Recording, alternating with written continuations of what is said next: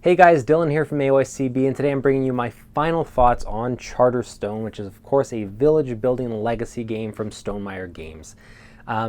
This was a very tough game to review.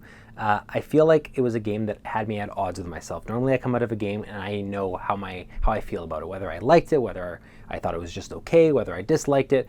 I felt like there was different parts of me that had different impressions with Charterstone, and I've never really felt that way coming out of a game before. It definitely has some flaws and some things that I think it stumbles on, but it's hard to deny just how addictive the discovery element is, and that's obviously super important for a legacy game. If you don't feel like you want to come back to it to keep discovering the secrets it has, and you're curious what's in the box, there's really no point in playing a legacy game. So it does some things great, it does some things okay. It's just it's an anomaly for me, and I'm going to try to explain that a little bit better and really unearth what it is that I thought about this game. So let's just jump right into it. But right before we do that, I'm just going to remind you that this is a spoiler-free review. I'm not going to be showing you or really talking about specifically any elements that you unlock later. That being said, I might generally allude to something, but I'm going to try to be as vague as possible and only do it for the purpose of trying to get my thoughts out without being, too vague and you not understanding what I'm talking about, and I ramble for, a bunch of sentences and really provide no value to you. So I'll do my best, but again, don't worry, you won't see something you don't want to see. The surprises will be yours to discover. Let's jump right in.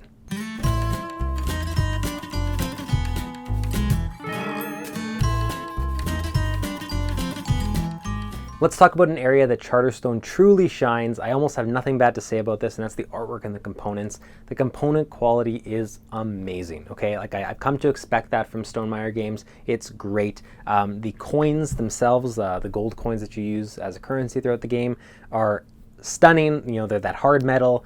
They're just really well built. You get a whole ton of them. I was super shocked when I opened those up just how great a component they are. All the wooden pieces for all the different resources in the game, the pumpkins, the grain and all that, are all shaped differently. They're all colored differently. They all have their own distinct look and feel to them. Awesome quality there. The board is super bright and super well designed. All the cards have different characters animated on them, but the assistant inventor card, the assistant broker card, all the characters, they have the same similar stance, but they also just have a very distinct characterization and feel to them. That makes it really, really fun to just unlock things and see whichever other characters there are, and because you're naming them all, you feel an attachment to them. The persona cards, same thing.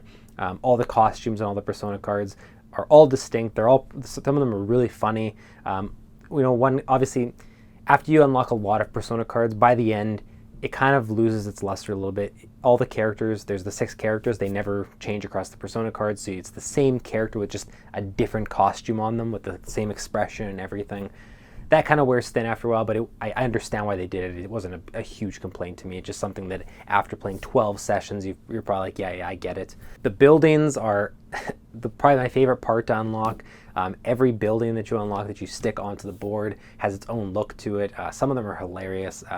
The names usually tie into the design of the buildings. I'll spend a bunch of time just looking at the card and checking out the buildings rather than planning out my next turns. So I have no complaints over artwork and components. I think that they are phenomenal. This is one area that Charterstone just absolutely sticks the landing. So as I said, Charterstone is a super unique type of legacy game. Think of any worker placement game that you have in your collection or that you've played that you're really fond of, and basically deconstruct that game, take out all like the different mechanics and different ways to score points, and right down to the bare bones. That's kind of what Charterstone starts as, and as you play the game, over these 12 sessions, you basically build the final version of the game. And that's really what drew me back to Charterstone the most. I wanted to see what my end board was going to look like. I wanted to see what new mechanics were coming and what different twists and turns were around the corner and hiding in the box. That is the best part, in my opinion, of Charterstone and of most legacy games, but especially here. Also, because of the fact that you're sticking, buildings into your specific charter, everyone has their own charter in the game, and just on the map in general, there is this sort of engine building aspect to Charterstone that I found super intriguing, and that's that you can choose what you build in your own charter, and oftentimes you're incentivized to go to your charter, and other players can even be penalized for having to go to your charter, or they might have to pay you, or whatever the case may be. So that whole aspect of the game is very important, and the fact that you can build a little engine there, say I'm going to build this building, and then you find a way to construct another building that works with that building in unison, it kind of develops your strategy over the 12 sessions. Now, this super exciting system, unfortunately, has some flaws that come along with it.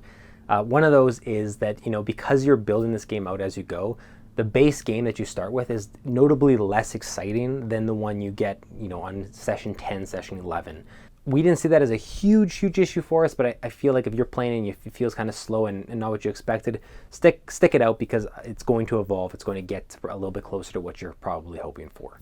Also, I haven't mentioned this is a competitive Legacy game, not cooperative, and I found that, interesting, maybe is the way I'll put it, just because it sometimes felt like a competitive game that wanted to be a cooperative game. And what I mean by that is we played with 2 players, and oftentimes I wanted my opponent to unlock things, to get new elements and new game mechanics. So it felt like when he unlocked something, it wasn't, he got points for it. He jumped ahead of me and I didn't even care. I wasn't even worried about the score. I was just like, oh, what'd you get? And I wanted to see what he unlocked, and what he unlocked usually made the game more interesting, got me more engrossed in it. And that is a good thing. That is a positive, but at the same time, it takes away from this competition.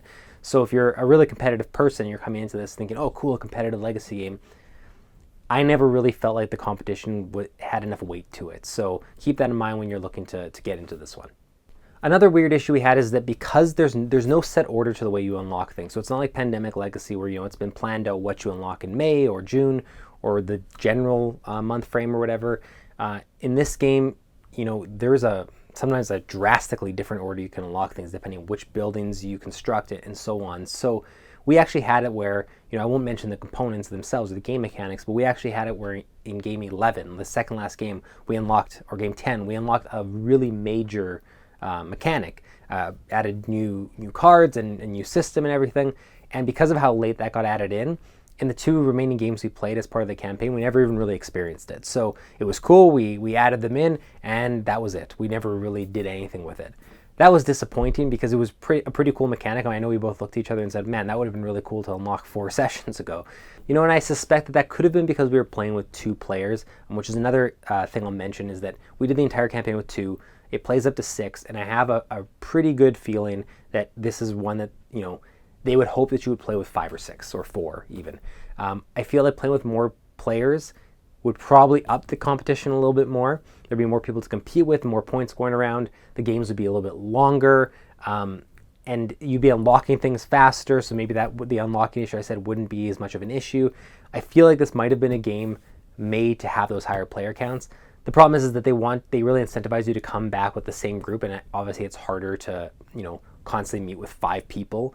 Overall, I had a lot of fun with Charterstone, and that's obviously a really important trait for a board game like this, especially one that demands you to play over 12 sessions to get the full experience. I never was dreading coming back to it. I always wanted to come back and to see what else I was going to unlock. I just think that desire to unlock things and see more of what the game had to offer was greater than, the actual gameplay I was experiencing. A couple examples of that is, the reputation track, which is in the corner of the board. You start off with that there, and it's you compete there with whoever has the most tokens, and whoever has the most will get 10 points and 7 and so on. I found that was sort of a dull area of the game for me, and it might have been because the player count we were at, there was only one other person I'm competing with on here for reputation compared to if there was 5 people jostling for position. But I just felt like it was never something I actually pursued. Like, I'm gonna go hard into reputation this game. I would just get reputation while I was doing other things, and I wouldn't really care if I didn't win, because the point differential between me and my opponent wasn't that big of a deal. It usually wasn't the deciding factor in a game. Likewise, the progress track, which is your timer for the game, there's some interesting elements on it, but the rewards you get for moving the progress track are reputation, which I already didn't find too exciting, and then the income marker, which in our experience, I won't get into what the income does, but in our experience, once we uncovered what it does and had that become an element of the game, that was super late in the campaign. So really, we went most of our sessions not really utilizing the income. And so the progress track was really just the timer and nothing else. There was opportunities there for it to be more. I just personally never really experienced that. So it it felt like the progress and the reputation tracks of the board were just so underutilized, and there was so much untapped potential there. Now, a big draw of Charterstone, one of the things that they really want you to understand is that after your 12 sessions, it's not like other legacy games where you're done and you put it on the shelf and you never open it again except to admire your work. It becomes a fully functional worker placement game. Now, on paper, that sounds amazing. That's such a great concept. You spend the game unlocking everything, you go through this very unique one-time campaign, and then you've built your own board game essentially as you go. Like, I think that is a genius concept and a great design idea. The only thing I'll say is in execution, when the campaign was over, this wasn't exactly a game that I realized had been drawing me back in because of how great the gameplay was. I could sit down and have a good time with it, and I honestly think that people who maybe don't play worker placement games as often, or you're wanting to introduce to that concept, this might be your finished board. Might honestly be a great way to do that, because some of the concepts are just more simplified than a game like Champions of Midgard, or bigger, or Feast for Odin, right? Like bigger worker placement games. This might be a better entryway into that genre. And the very last thing I'll touch on is just that even though this is a legacy game and there is a story that goes throughout it, it's not a very deep story, and without, obviously I won't spoil anything, but I found that by the end it just sort of, there wasn't this amazing climax. It sort of just fizzled near the end. I was still invested, and it was still fun to watch it play out. I wasn't anywhere near as invested as I was when I played Pandemic Legacy Season 1, for instance. I'm going to end off by echoing what I said at the beginning of the review, and that's that this is a very difficult game to review. I have many competing thoughts here. It's a fun game, and I enjoyed my time with it, and I constantly wanted to see all the secrets and everything it had to uncover. But on the other hand, that was the main thing drawing me back in, more so than the actual gameplay and the things I was doing, turn by turn, which I think is a bit of a problem.